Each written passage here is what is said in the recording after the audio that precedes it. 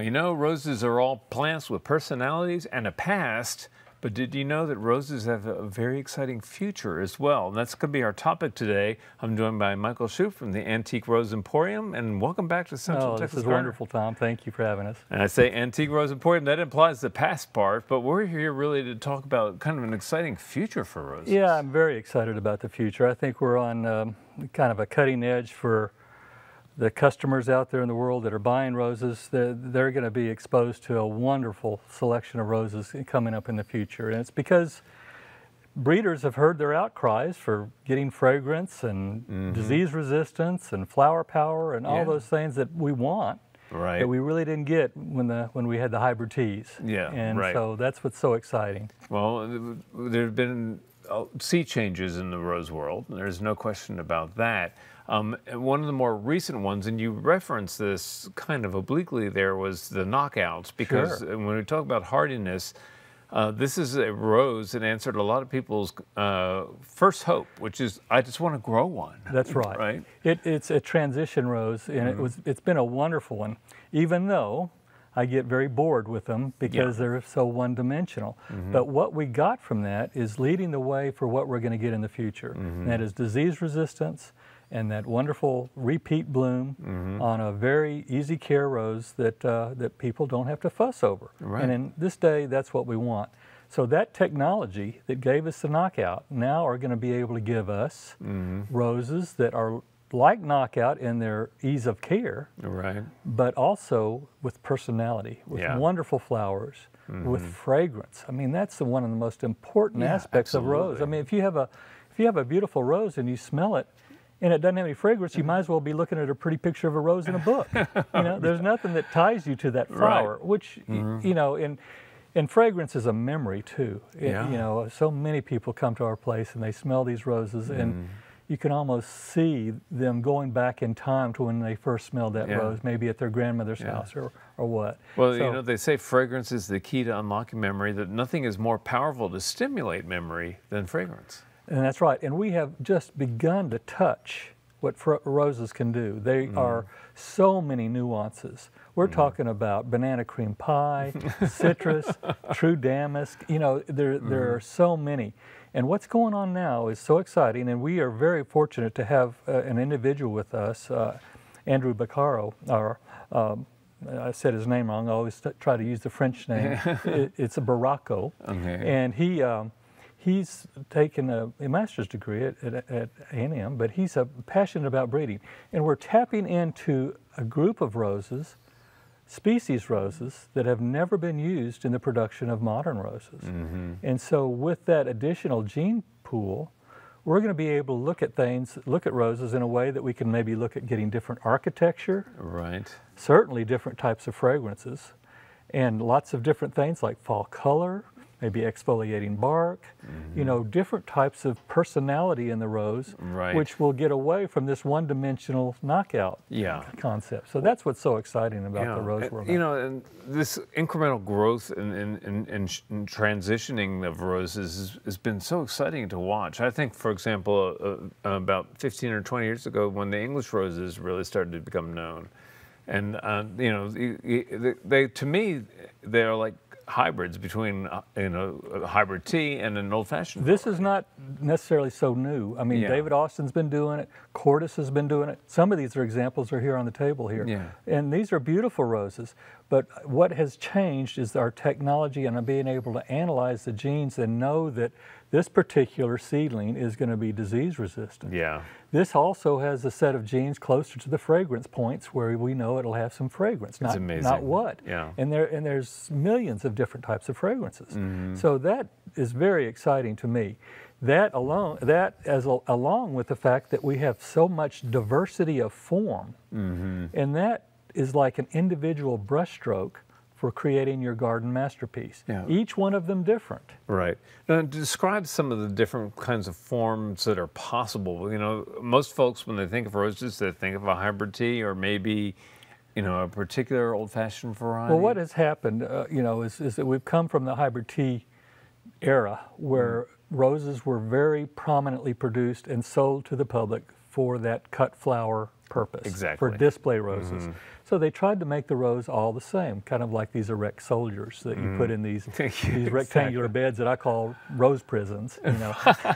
But the beauty of going back with the diversity idea and how roses are so different, they wouldn't work in a rose garden. They only work in a garden setting with other plants to embellish the architecture of your home or your fence with other plants. And so that diversity is being brought out by all this new gene pool. So we can have roses that are good in a pot that actually fall down and have all the blooms around the side of the pot, not up staring at the sky. Right. Or you can have a very romantic type of rose that has weak stems that kind of literally drip from the foliage, creating that. I love that look, actually. that fragrance and all that being part of the garden. And so it's not just about producing that perfect flower anymore. Right. It's about the plant, how it can work in your garden with other perennials and annuals and shrubs and natives. It's just another player in the overall palette of plants that make up your garden. Yeah. And it really makes it much more easy and compelling and and friendly. And I easy to integrate. It doesn't have to be in as you say, a rose prison. Exactly. It can be blended in with so many different kinds of We ways have a now. tagline. It's that we do not have rose gardens. We have gardens that have roses in them. Right. And so if you look at it from that standpoint, you're much more free to use these roses. And of course, these roses don't need the sprays. There's much easier to take the organic approach to them. It's really a much more friendly and unintimidating aspect of roses. And roses have been intimidated in our world. I think so. People think, oh, I love roses, but I can't grow them. Well, that needn't be anymore. They're very, very easy to grow, and there's so many different niches. In fact, some of them that are evolved in shade or in mucky conditions, so they can actually tolerate wet feet or shady conditions. So when we bring those genes into our modern roses, the sky's the limit on what we're going to be able to produce. Well, you've been a pioneer of this for a long time. You've been introducing some of these hardy varieties, and again, thinking about the way we use them in the garden. When I asked about forms, I was thinking about, just as you answered, the way that they look in the garden, the way they kind of work in the garden as a neighbor to other plants. But it's also the variety of forms of the flower itself. You have everything from these beautiful single blooms, which I find very striking and beautiful, to those that are kind of loose and have, maybe 30 petals, and then you have some that have hundreds of petals. Yeah, the centifolias. But I love the singles too, and we're getting such color variations and such bringing in species of roses that have never been used that have actually a color, like eyes, where they're dark in the center, light on the outside. Yeah, right. So there's those. There's stripes, of course. We've seen those, but there's all kinds. And of course, the single flower is good in attracting butterflies and bees because their pollen is more exposed, and so that makes them much more of a natural use for them. Not only the unusual flower forms that we're going to be able to get, but structurally how the plant actually grows in the garden, whether it can grow in the shade or whether it be a floppy, open, cascading umbrella kind of rose that has exfoliating bark or fall color. So there's lots of opportunities. Well, in the past we've talked about the personality of roses, and that's kind of your meme, if you will, in your book, The Empress of the Garden. That's right. Yes. I was just so taken one day after being 30 years of doing this in the garden and realizing that these roses are kind of like, telling you what they want to be. It's like after you see them in their place for so long, the rose is saying, why did you plant me here when I would have been much better over there with this combination of plants embellishing this fence line?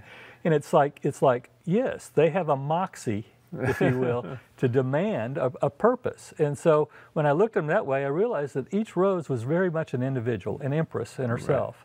Well, and people could see a lot of these roses by visiting the Antique Rose Emporium, and you now have a new kind of enterprise there. Just real briefly, tell me about that. Well, it's just it's a little antique shop, but it's actually a little pub, and so we want people to be able to relax while they're there as well, and so that's part of the makeup of the garden. And we feel like the garden's a special place where you kind of find a home with, and so this just adds to that ambiance. Okay, have a brew and don't forget to stop and smell the flowers. That's right. Exactly. Well, that's what they're there for, to remind us, to take us to other places, as well as to ground us in the very present moment and the beauty that is possible on a garden. And we have a life that gets us away from going outside so much now that it's really important, and it's a wonderful way to connect. Well, you've been connecting us for a long time, and thanks. I appreciate it, and it's always fun to visit with you. So best of luck to you and all your colleagues at the Antique Rose Emporium. Thanks, Tom. All right, coming up next, it's Daphne.